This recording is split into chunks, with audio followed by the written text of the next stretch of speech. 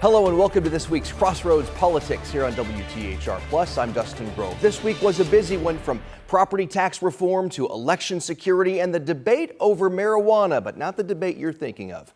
Lawmakers are working fast to get it all done with just weeks left. Let's get right to Emily Longnecker at the State House. And Emily, the immigration debate also took center stage this week. Yeah, that's right, Dustin. There are two different versions of this bill that addresses illegal immigration. The House passed its version earlier this session, House Bill 1393. The Senate passed it this week. Now it goes back to the House to make sure lawmakers there are comfortable with the changes.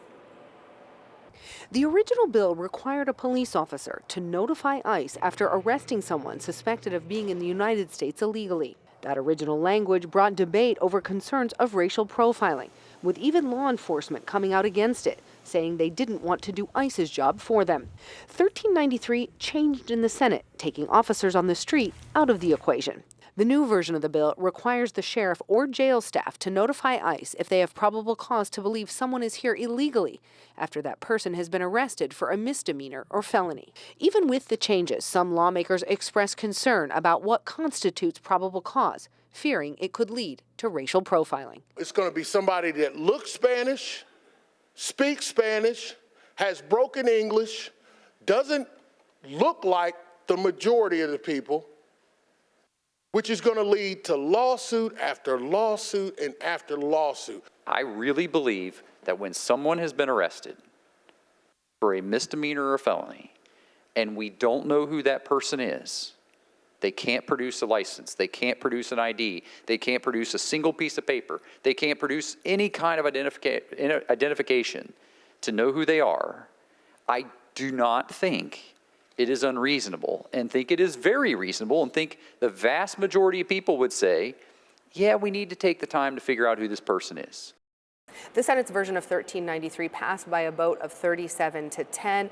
Again, it doesn't head to the governor's desk just yet. It has to go back to the chamber where it originated. That's the House, so that lawmakers there can make sure that they're okay with the changes. Also this week, Governor Braun signed several bills into law for the first time since taking office.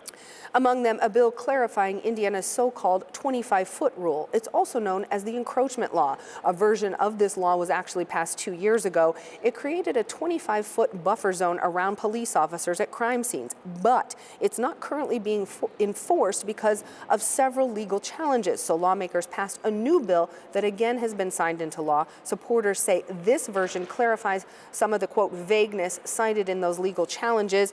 This bill says an officer can ask someone to back up 25 feet if they believe the person's presence is interfering with the officer's work. The new law goes into effect July 1st. Meantime, Governor Braun released a video message this week thanking Hoosiers for their birthday wishes. For his birthday, the governor asked Hoosiers to send him some ideas about how they believe government could be more efficient. And I campaigned on being accessible and entrepreneurial. That means I want to hear from you what we need to do better to serve you. As part of that call, the governor has called for state agencies to reduce their budgets by 5%, and he's also highlighted the need for property tax relief for Hoosier homeowners. And speaking of property tax relief, House Democrats offered their own version this week of what they would like to see property tax relief look like. Democratic State Representative Greg Porter, who is the ranking minority member on the House Ways and Means Committee, talked about this plan. The House Ways and Means Committee, that's the committee right now that is currently looking at SB 1, the property tax relief proposal.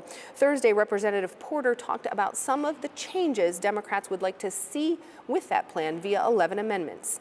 Porter says he'd like to find common ground with lawmakers across the aisle when it comes to property tax relief. The common ground is adopting some of these amendments that we have in regards to Senate Bill 1 and see what we have. That can be some of the common ground. In a perfect world, Porter says at least half of his party's amendments would make it into the final plan. I like to have a 50% batting average since it's baseball season. But if he had to pick three to get there, at the top of his list right now, an amendment calling for a 1% cap on how much property taxes could increase each year for those 65 and older. Right now, that cap is 2%. We do not want to continue to have seniors pushed out of their homes, period. Porter also has an amendment for a state-funded homestead property tax freeze for veterans who have a service-related disability. Another amendment would increase the renter's deduction from $3,000 to $5,000. Democratic House Minority Leader Phil Giaquinta says he's looked at the plan and supports it. We really need to make sure that the focus is on homeowners and not corporations, and that's what, if we have the opportunity as the House Democrats, we'll push some amendments to do just that. The governor's original property tax relief plan called for cutting property taxes by $1 billion across the state. The Senate's version changed that after hearing testimony from local governments and schools about how cuts would impact services. In the Senate's proposal, property taxes wouldn't go down, they just wouldn't grow as much year to year. Final details of the House's version are still being worked out, but an early proposal called for reducing property taxes, just not by as much as what's in the governor's plan. I really believe we're going to be able to provide, majority of taxpayers are going to pay less on their 26 property taxes than they did this year, which that doesn't happen very often. And we're going to be able to kind of eliminate the big spikes in property taxes in future years. Lawmakers must decide what that looks like in its final form in the next 30 days. Also this week, lawmakers in the Senate took a look at House Bill 1041. That is the bill that would ban transgender women from playing on women's college sports teams. It's no secret that 1041 has caused a lot of debate with people on both sides of this issue firmly entrenched in their convictions and their thoughts on it. This week was a chance for a Senate committee to take a look at this bill and offer some changes. Democratic State Senator Fatty Cadora offered one amendment that would have eliminated the language in this bill altogether. If this policy moves forward and trans kids are not able to play professionally, then what is the alternative for them? Are we considering them less than humans? That was the question Democratic State Senator Fatty Cadora had for other lawmakers on the Senate's Education and Career Development Committee. Cadora proposed an amendment to eliminate the language in House Bill 1041 that would ban transgender women from playing on women's college sports teams in Indiana. Instead, Cadora's amendment called for a study committee to look at what he called gaps in services for the state's LGBTQ+ students. So if this bill is truly about not discriminating, then why are we excluding some students and including others? That amendment was defeated along party lines, along with another amendment from Cadora that called for equal pay between male and female student athletes. I appreciate the concept, but this is not the place to take an amendment of this magnitude. And my belief is you, and I hope you agree with me, I'll put it that way. Democratic State Senator J.D. Ford offered amendments too, including one that called for prohibiting a student athlete from being required to show their private parts to prove their gender, if that came into question in regards to being able to play on a team. That amendment was also defeated along party lines, leading to this question from Democratic State Senator Andrea Hunley. Now, as it stands, there's no protection in this bill for our college athletes in the state of Indiana, so they could be required to show their genitals or any other private part of their body to determine their biological sex. Hunley said that was a concern expressed by constituents about the bill. 1041's sponsor in the Senate, Republican State Senator Stacey Donato, addressed that concern. I don't think the bill states they are required to do that. I disagree with your interpretation on that. Okay, so the amendments, 6 in all offered by Democrats, all defeated along party lines. 1041 passed out of this committee, also along party lines. It now heads to the full Senate. We're going to take a little break, but when we come back, we'll have more Crossroads Politics. And lawmakers this week also addressed voting here in Indiana. Our state has one of the worst voter turnouts in the country, and now some are worried that one proposal making its way through the legislature could make that worse. The bill already passed in the Senate despite quite a bit of testimony from college students who came to the State House earlier in the session and testified against SB 10. Wednesday, lawmakers on the House Election and Apportionment Committee offered some amendments to the bill, 2 that would have removed the section eliminating college IDs as an acceptable proof of identification when voting. Both of those amendments failed. So that means an out-of-state student who is legally registered to vote in Indiana will have to go off campus to a BMV branch and get a state-issued ID. Again, I presented testimony, 40% of 18 to 24-year-olds do not have a driver's license. So a lot of these kids getting to the BMV would be a challenge. There's also a cost involved with getting ID. So if a student has $10 left for the month and they have a choice of doing their laundry or getting an ID to vote, most of them are probably going to choose to do their laundry.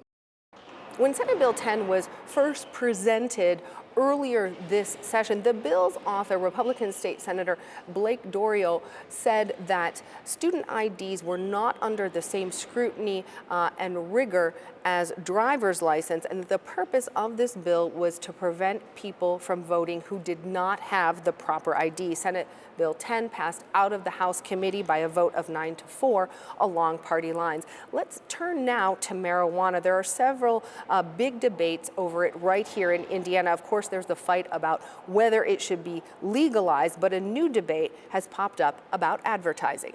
Specifically, what should be allowed to be advertised on billboards here and whether those ads are protected by the First Amendment.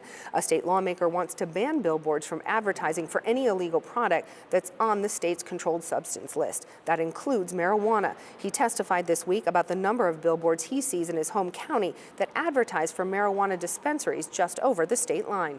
We've got billboards all over the place that say, come to my store and buy this. We have trucks, mobile billboards that drive around and sit in front of our parks. That's unacceptable, and it sends a mixed message to the consumer that this product is legal in Indiana, which it is not. Republican State Representative Jim Pressel wants to stop that from happening with an amendment he presented Tuesday to House Bill 1390, heard by lawmakers on the Senate's Homeland Security and Transportation Committee. The amendment received pushback from a handful of witnesses in the advertising and billboard industries. Anybody that thinks people are going to go buy marijuana because of an outdoor board is living in another world. Anybody have one of these?